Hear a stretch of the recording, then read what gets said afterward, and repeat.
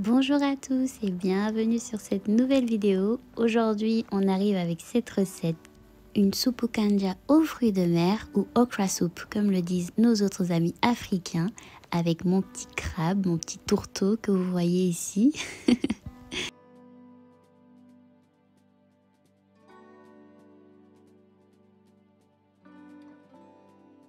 J'ai décidé donc de faire une soupe au kanja spéciale fruits de mer, donc avec que des fruits de mer. On a donc des langoustines, des dents de saumon, des crevettes, des pieds de crabe, des queues de langouste. Et voilà, spécial fruits de mer à fond. On a aussi un tourteau ici, mon petit tourteau vivant. Pour la petite histoire, c'était la première fois que j'achetais un tourteau vivant. D'habitude, je l'achète déjà cuit parce que je n'aime pas ça. En tout cas, pour ma part, c'était la première et la dernière fois. Alors, également ici, on a donc des pagnes, du yet et du gedge dans cette assiette que vous voyez là.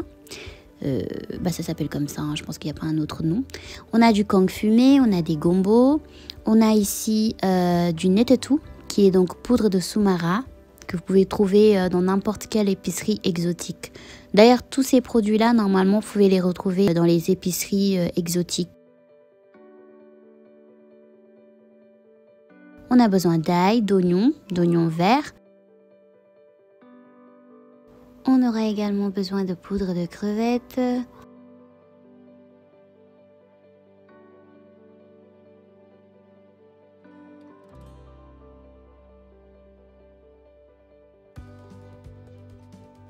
Vous aurez aussi besoin de sel, de poivre évidemment. Ce que nous avons là, c'est une sauce huître. Et également, vous aurez besoin d'huile de palme, naturellement. C'est ce qui va constituer notre okra soup.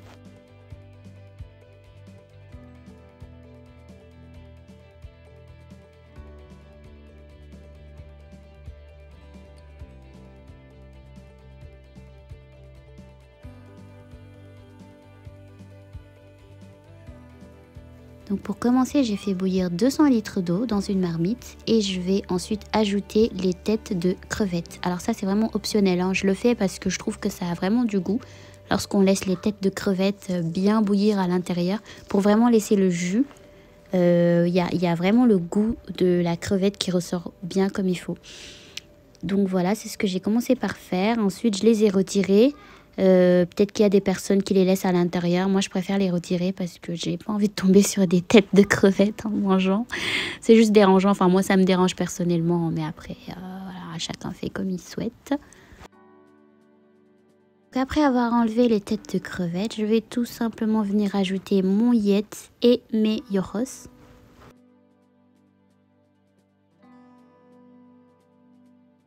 Tout de suite après, je rajoute donc mes darnes de saumon, suivi de mes pagnes. Je rajoute également mon kang fumé. Pendant ce temps, mon pauvre petit tourteau est bien en train de cuire dans de l'eau bouillante. Le pauvre, oh là là, j'ai vraiment eu du mal.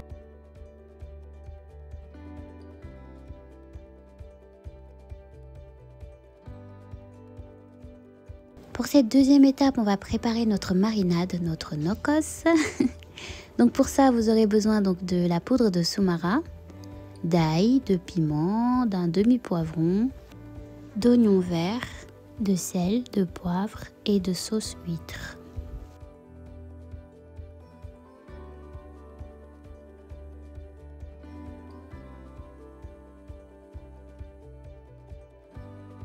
Voyons voir ce que ça donne.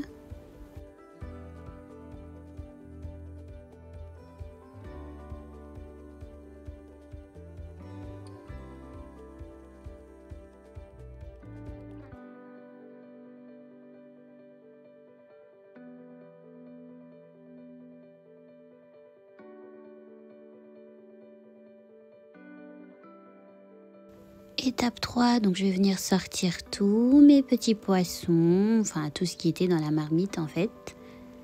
Et je vais ensuite rajouter bien sûr mon gombo.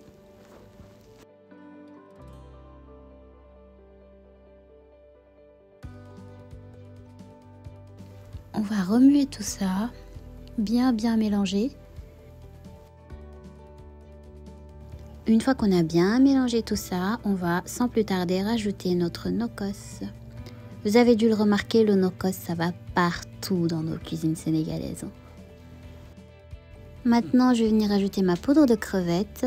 En fait, c'est le moment de tout rajouter.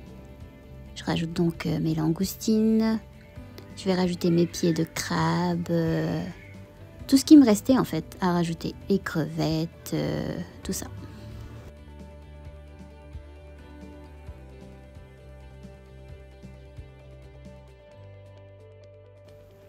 Donc comme vous pouvez le voir, là je rajoute mes crevettes décortiquées, parce qu'il y en a que j'ai décortiquées et d'autres non.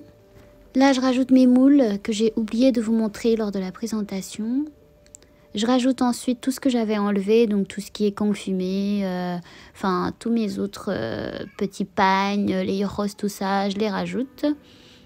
Et puis c'est le moment donc de rajouter notre huile de palme. Je vous donne pas la quantité parce que déjà je n'ai pas mesuré, mais en plus c'est vraiment comme vous voulez. Il y en a qui font cette recette sans forcément mettre d'huile de palme. Donc c'est vraiment à vous de voir selon votre préférence. Là je rajoute mes darnes de saumon que j'avais enlevées auparavant pour pas que ça se casse. Et voilà, là on va laisser mijoter pendant environ 10-15 minutes. C'est tout. C'est un plat qui est assez facile à faire, vraiment 1 heure de préparation maximum. Moi personnellement c'est l'un de mes plats préférés, vraiment j'aime trop, ça glisse dans la bouche, enfin ce côté gluant en fait, j'aime trop.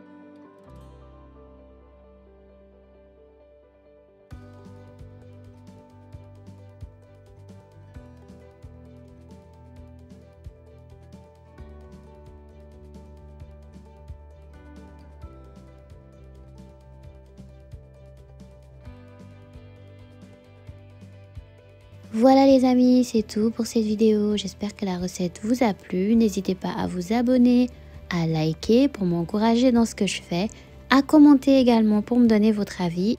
On se retrouve bientôt pour une nouvelle vidéo. Bisous bisous.